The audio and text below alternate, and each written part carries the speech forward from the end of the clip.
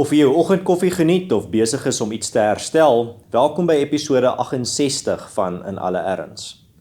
In 1997 maak die Amerikaanse politieke wetenskaplike Samuel Huntington die volgende waarneming.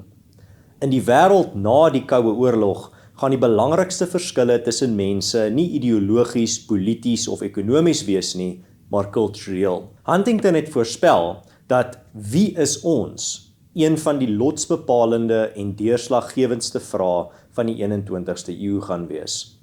Hier in Suid-Afrika, as ook toenemend in westerse politiek, word Huntington toenemend reg bewys. In Amerika byvoorbeeld, word die politieke diskurs in toenemende mate oorheers deur debatte oor wat is 'n Amerikaner? Op tuisbodem in Suid-Afrika sien ons nuwe data wat gevestigde dekades oue dogmas oor identiteit opnuut uitdaag en soos 'n windkous vir ons aandui in watter rigting die winde van verandering waai. Onlangse navorsing deur Afrobarometer beklemtoon die feit dat etniese identiteit vir die afsienbare toekoms 'n bepalende faktor in Suid-Afrikaanse politiek gaan wees. In een van hul meningsopname vrae moes respondente kies tussen hul Suid-Afrikaanse nasionale identiteit en hul etniese identiteit, byvoorbeeld Afrikaner, Zulu, Xhosa, Bruin ensovoorts. Die resultate spreek boekdele. Oor die afgelope 20 jaar het die aantal Suid-Afrikaners wat hulself hoofsaaklik volgens hul etniese identiteit identifiseer, aansienlik toegeneem van 41% tot 84%, terwyl diegene wat hulself hoofsaaklik met hulle Suid-Afrikaanse identiteit identifiseer, drasties gedaal het van 59% tot slegs 16%. Elke persoon se veelvoud van identiteite word natuurlik hiërargies gerangskik. Ek is byvoorbeeld 'n Christen, 'n Afrikaner, 'n Afrikaanssprekende, 'n Afrikaan, Suid-Afrikaner, deel van die westerse beskawing, Pretoriaaner, ou Bolander, WP-ondersteuner en meer. Geen van hierdie identiteite ontken enige van die ander nie, maar hulle vorm wel 'n hiërargie. Hoe hoër in die hiërargie 'n identiteit geposisioneer is, hoe moeiliker of selfs traumaties sou dit wees om te verloor of prys te gee. Daar is vandag egter party wat eis dat verskillende kulture in 'n multikulturele samelewing slegs een identiteit moet hê. Hierdie nulsom sentiment is te vind in die woorde van die voormalige president van Mosambiek, Samora Machel, toe hy gesê het: "Vir die nasie om te leef, moet die stam sterf." Suid-Afrika is egter 'n versameling van 'n groot verskeidenheid uiteenlopende kulture, godsdienste, tale ensovoorts. Almal identiteite in 'n gemeenskap van gemeenskappe.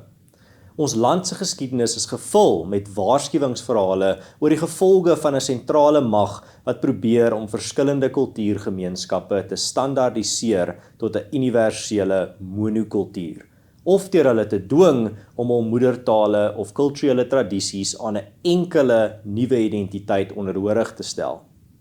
'n kan nie dood feit bly staan. Vir 'n beduidende aantal Afrikaners is die vryheid om trots en onbeskaamd Afrikaners te wees 'n voorvereiste vir ons om gemaklik Suid-Afrikaners te wees. Die nuutste Afrobarometer data toon dat hierdie waarheid ook geld vir die ander kultuurgroepe in Suid-Afrika. Andersins voel die Suid-Afrikaanse identiteit soos 'n oorheersende, uitsluitende projek, 'n jaloerse god. Diegene wat verneig of vyandig reageer op Afrikaners wat Geloftedag vier of Zulus wat Shaka-dag vier, moet dit in gedagte hou.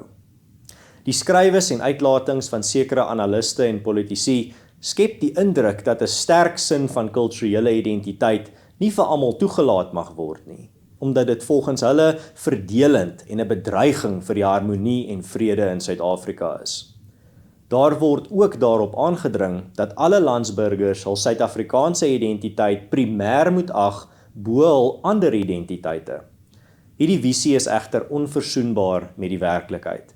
Die nuutste data bewys dat die smeltkroesgedagte nie verwesenlik word nie en dat die teenoorgestelde tendens van kultuurverkrogtheid oor die afgelope 20 jaar toenemend uitgespeel het. Ons moet ophou om die punt van die reënboog te jaag en multikulturele Suid-Afrika sien vir wat dit is, eerder as hoe party graag wil hê dit moet wees. Ons moet vrede maak met die werklikheid van identiteit in Suid-Afrika, al maak dit sekere ideoloë ongemaklik, en opreg poog om dit te verstaan. Ons aksies en toekomsplanne moet dus ook aangepas word om binne hierdie werklikheid te funksioneer, dit selfs te komplementeer, eerder as futiel daarmee te stoei. Die oplossing vir die gegewe multikulturalisme uitdagings van ons tyd, waarmee ons en westerse samelewings tans worstel, sal nie gevind word langs die pad van standaardisasie van die mensdom of kultuurvernietiging nie, maar eerder langs die weg van wederwysige, konsekwente erkenning en respek. Kultuurgemeenskappe se enigste opsies is nie 'n binêre keuse tussen 'n minderwaardigheids- of 'n meerderwaardigheidskompleks nie. Die volhoubare pad lê eerder in 'n derde opsie, langs die goue middeweg van gesonde kulturele selfrespek. Toelaat en selfs aanmoedig. Elke kultuur moet die ruimte en vryheid gegee word om trots te wees op hul geskiedenis, erfenis, godsdiens, tradisies, waardes, helde en voorvaders. Die skynheilige benadering wat trots net in sekere kulture toelaat, terwyl ander verdoem word tot uitsluiting, kollektiewe skuldgevoelens, sondebokstatus en skaamte, het duidelik veel meer rassespanning aangeblaas en verdeeldheid gesaai as wat dit probeer voorkom het. MP van Wyk Lou het die kulturele en linguistieke rykdom van die mensdom beskryf as 'n versameling unieke instrumente in die orkes van God. Om jou eie unieke taal en kultuur te bewaar, dit teen bedreigings te verdedig, sodat dit aan die volgende geslag oorgedra kan word, is nie 'n bose ideaal nie. Ons mag aan ons eie kant wees, herinner Flibuys ons gereeld. Identiteit, veral kulturele identiteit, lê duidelik vir die meerderheid Suid-Afrikaners na aan die hart. Enige hoop vir 'n toekoms waar interkulturele samewerking aan die orde van die dag is, gaan daarvan afhang of ons minder voorskriftelik en meer nuuskierig reageer op die verskynsel van verskillende kulturele identiteite. Vryheid van assosiasie en vryheid van disassosiasie moet in 'n multikulturele samelewing beskerm en gerespekteer word. Gedwonge integrasie is net so regskendend en immoreel soos gedwonge skeiding.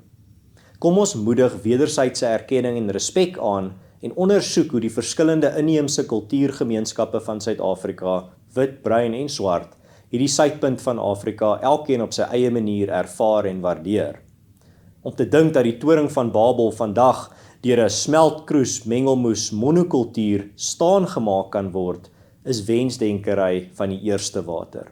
Ek verken veel eerder 'n kulturele reënwoud as 'n uniforme denneplantasie. As julle van hierdie episode gehou het, onthou om te deel op sosiale media en met julle vriende en familie. En julle kan ook deelneem aan die groter gesprek, aan die debat in die kommentaarafdeling. Ek lees graag wat julle dink oor hierdie onderwerp. Ek is Erns van Sail. Hou moed, hou koers, dink vir julleself en dink vooruit. Tot volgende keer.